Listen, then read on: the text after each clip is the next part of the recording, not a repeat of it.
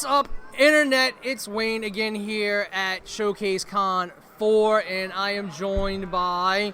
I'm not going to pick his name up this time, because I'm just going to let him say it, because I'm not going to embarrass myself again. Tim Lattie. Tim Lattie, not But Lottie. I'll take them all. I'll take a very Lattie, open a with the name thing. Yeah, I get the coffee stuff a lot, all that. Tim Lattie. Just do it, yeah. I get latte a lot as well, so yeah. I mean, I don't know. I was talking. I had to call somebody the other day about I don't know what it was, insurance or whatever, and like we were going through that whole process, and I'm like, man, just get in the ballpark. Let's get this over with, this process. So, let's talk about some real life stuff. Let's talk about real life stuff. All right. We last talked, we were talking about your Kickstarter. It didn't go through. No, it didn't. It didn't. What is the current status of your project? I'm a big like blessing in disguise person. So if it didn't go through, then that means I was supposed to do something else or do something else with it. So the game plan now is to turn it into a webcomic, and like I said earlier, I'm gonna treat it like a pay-per-view, where you're gonna get free content, you're gonna be able to check it out weekly on Webtoons or wherever it's gonna end up being at. And then it's going to build up the story to the main event, and that'll be like our pay-per-view. That'll be like our SummerSlam or WrestleMania. And I've been picking people's brains here all weekend, and they kind of seem. There's people that they want something in their hand, and then there's some people like, I can read on a tablet or something like that. I'm one of those people. I almost prefer it at this point, just reading on a phone or a tablet or something. But there's a lot of people that aren't, so I figure that might be the best of both worlds until we like transition, because things are changing and you don't know. I'm trying to figure it out as I go, especially in the last like 2 or 3 years. So that is the game plan. It's not that the book's been around long enough that I kind of know the vibe that I get off of it, and I also knew who my audience is, and I think that was a fatal flaw I had. I don't think, dude. I set out to write like a Goonies, Monster Squad kind of story. And the new book is like that. And for whatever reason, like tween girls like love everything I do. I don't know what it is. The irony is that, like if I see somebody in a Harry Potter shirt or a TARDIS dress, sold. But they're not on Indiegogo. No. I think they're on Webtoons. They're at Barnes & Nobles or whatever it is, So, I mean... You kind of got to go where the audience is, really. I mean, yeah. It sucks. It looks like a great story, great content, and I was really looking forward to getting that book. Doing anything in like life, failure is part of success. So I don't stress it that hard. We got $7,000. We were going for 10. That was a very ambitious goal.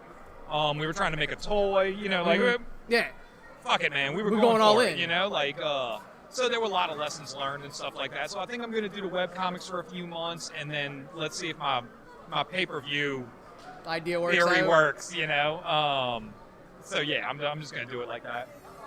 Yeah, I mean, the whole crowdfunding thing, it's jumped from so many different places. It's gone from like everybody was doing Kickstarter in the beginning and Indiegogo, then it moved on to like now it's Patreon and things like there's so many outlets. It's almost as if it's hard to reach the appropriate.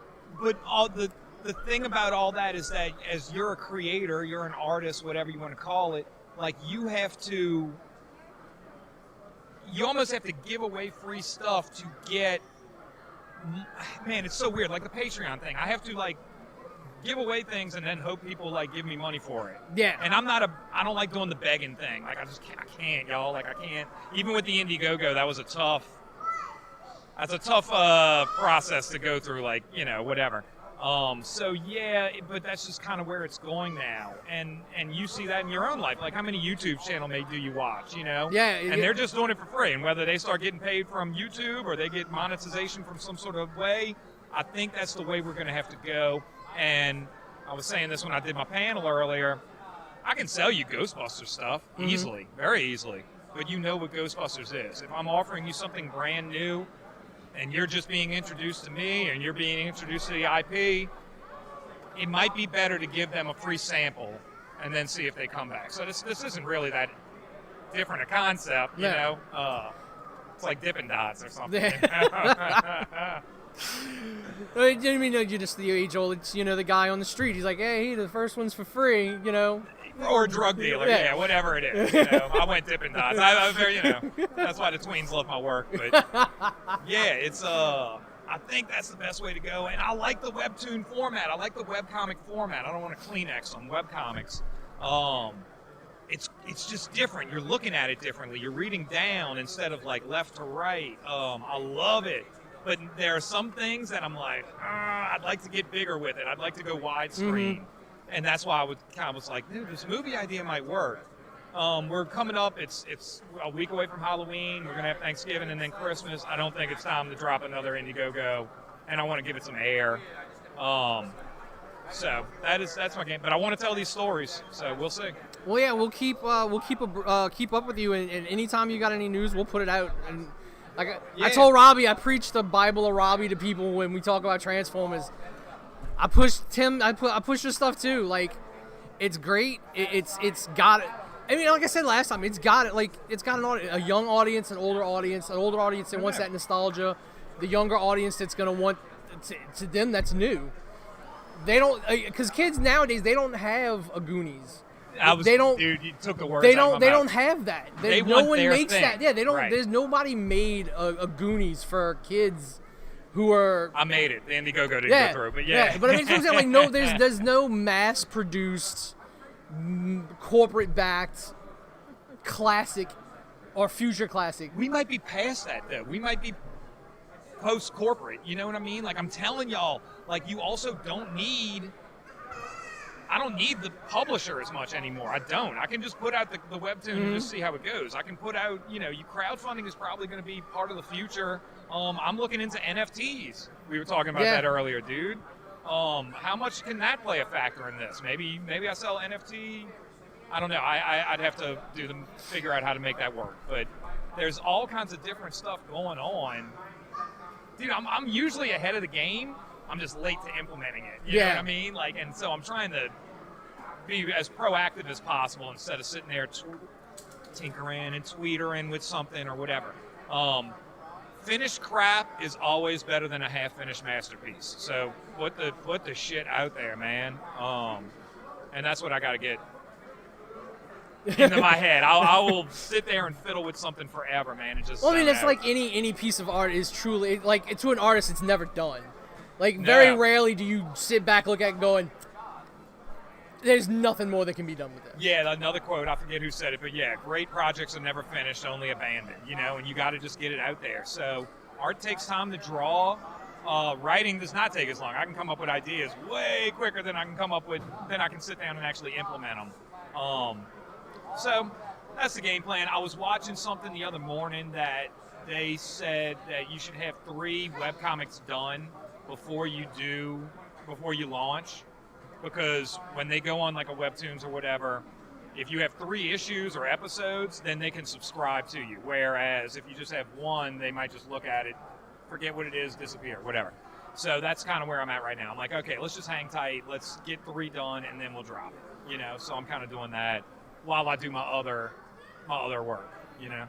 So what other? I mean, is there any other work you can talk about that you're working on right now? I'm doing some G.I. Joe. So when you do these things, like, so I do most of the cover work.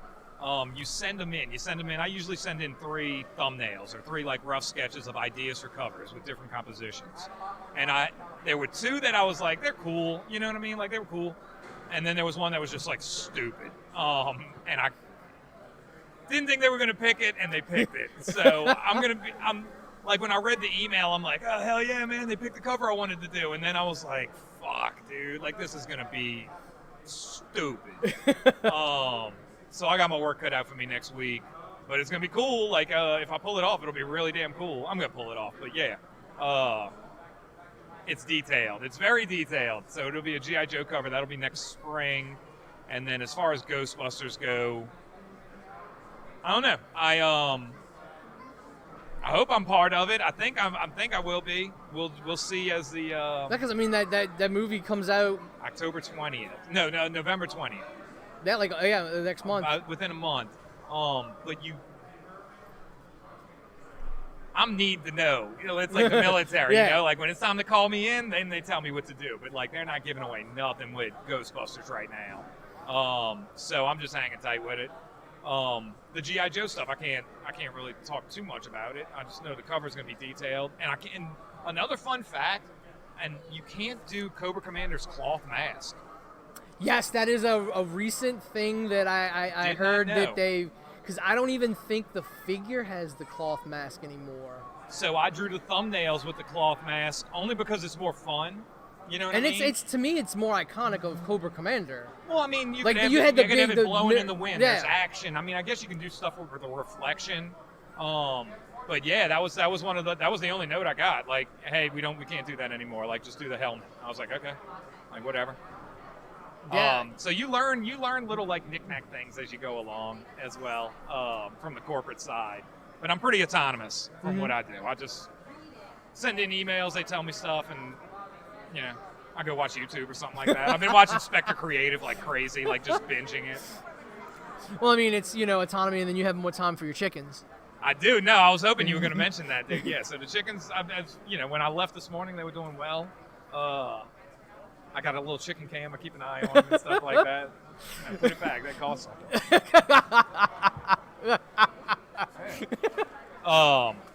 Yeah, dude, I got 2 more right before Ida. So I had 2 baby chickens, and then I had nowhere to go because power was going to be out. I thought it was going to be out longer than it was, and my aunt has chickens in Tennessee, so I was lucky to go out there. But, dude, I put 5 chickens and a cat in my truck, in the truck, not in the bed, in the truck. And I rolled out, dude, to Tennessee, and it was fine. They were very, very well behaved. They were fine. The ride home, the rooster started crowing, dude. I was ready to kill him, man. I almost threw him on I-10. So that is and I built a giant coop. I spent way more money than I thought I would. Dude, lumber's just like crazy expensive. It was crazy. Thankfully, it still is. I mean, it's come down a little bit, but it is. We were talking about that earlier. A friend of ours is building a house out in Lacombe, and it's nuts. It's dude, a 4x4 is $20, dude. I'm building a goddamn chicken run, and it cost me $1,000. You know, like I'm the fuck. So that was an experience. So when I got back from Ida, I'm like, you get in like hurricane mode, which I think might be a thing where I like cleaned out. I wanted to clean out. It was like a purge. I was like, I'm getting rid of this. I'm not dealing with this shit anymore. And now we're getting like real. And I was just like, I'm fucking tired of this. I'm tired of looking at this. And I've just been cleaning and throwing stuff away. And then I was like, I'm building a chicken run. And so I spent like a week doing that, dude. So yeah, comics does afford you that. And then like, well, we were gonna build one, like, basically a chicken coop for the cats, like a cat coop, catio. Dude, nice. They have cat things you put in the windowsill and stuff. Well, no, we were gonna do all that, and we were just like looking at the plans and then buying it, and like Hurricane Ida came along, ripped the back of the overhang off the back of the house. So we're like, screw it, we're just gonna close it. Right. Now the kids like go outside. And now it's gonna be like this big screened-in thing, like. Just go. That's cool, too. I just want them to have some room. I was talking with a buddy earlier, and they were like, oh, man, the chickens smell like shit. Like, don't get them. I'm like, mine don't. I was like, you got to go clean the coop, dude. You got to give them room to monitor. It's not the chickens. It's shit. Like, pick it up. Go clean up. So, yeah. So I let them out, and I got 2 babies. They're teenagers. They're gawkly teenagers right now. They're fun to, like, watch run around because they're really silly. But I can't keep them around the rooster, so I have a very, it's getting easier, but it's like, I got to let the rooster out in the morning, and that's not always fun because he might come at you, and then I'll let the other ones out and let them, run around and hang out all day, and then when I go home, I'll put them up at night. So I've learned a lot over the last few years, but I'm moving forward, dude. I want to go full farm, webcomics and farm, dude. I want to be, best of both worlds. Like part Zoomer, part turn of the century man. Just like big farmhouse with like a drafting drawing room, dude. And then like hay on the floor when you leave the room. Absolutely, man. Like, dude, they're fun. They're fun to watch. They don't respect fear, like I was saying. Yeah. None of them do. Like, it's interesting to see them interact, and when you're adding chickens to the flock, there is a process to it. I'm like, dude, they're going to kill these little birds. You know what I mean? It's definitely probably where the term pecking order came from. Not even dude, there's so much. I know I said this last time, but so much of our lexicon is based off of owning chickens. It's shocking. Chickens and farming. Yeah, pecking order, dude, they no doubt about it. And I'm freaking out, and it's just like they don't care. They're cool. The rooster will be. I know what's going to happen with the rooster. I'm just waiting until they're old enough. It's going to be big kid time, you know. Like it's gonna happen fast. Because I watched a video of like how quickly that process goes down. So I'm like, all right, I'm just gonna wait. I'm not doing it until they lay eggs. So this might go on till January. And I got some, because I know y'all are interested. Half this video is just me talking about what's going on. But one of them's molting right now, so I'm not getting a lot of egg production because they're going to spend most of that energy on growing feathers. Yeah. So I have like no eggs right now, so I'm like, I'm going to start fasting. But man, come January, dude, it's going to be stupid, dude. It'll be crazier than my G.I. Joe cover, like how many eggs I'm going to have. Like I'm going to be giving them away. And dude, I might start selling those. Little roadside. Oh man, cage-free eggs, dude. Those will go for money. That's like $10 a carton, man. You know, like roll on down the Bywater. Yeah, I got cage-free, cruelty-free eggs. People are hitting me up for it, dude. These are the most expensive eggs I've ever had in my life. You know, yeah. People are always like, there was a news reporter I used to hang around with, and she would ask me about it. She was like, "You can hook me up with some eggs?" I was like, "Yeah, maybe." But I was only getting a couple. I was only getting enough for me. Now I'm gonna have a few extra. So it's different. It's a different egg. Tim the Eggman. No, I don't want to do that. I don't want to be like the chicken guy or any of this shit. Like, I draw fucking Ninja Turtles and Ghostbusters and stuff. Like, let me be that dude. But it's a good hobby. They're fun. They're fun. I mean, like we were talking about last convention, all the wildlife we have over by us. I got another set of cats that have just shown up. Really? Like, and they belong to someone. They have collars, but they will come sit on my front door. My front porch, looking at that door like, food, please. Right. There's another thing. There's no lies in nature. I may have said that last time, but that's another one, man. Like, it's just, dude, I look at the rooster like for dating advice now, you know? Like, I'm just like, dude, that's how you got to handle it. Like, this fucker, there's a reason they call him cocky. Bring like, somebody around him if he takes to him. I do a weird dance and I just hop on him. Like, that's how I mate now. But no, dude, and they love him, dude.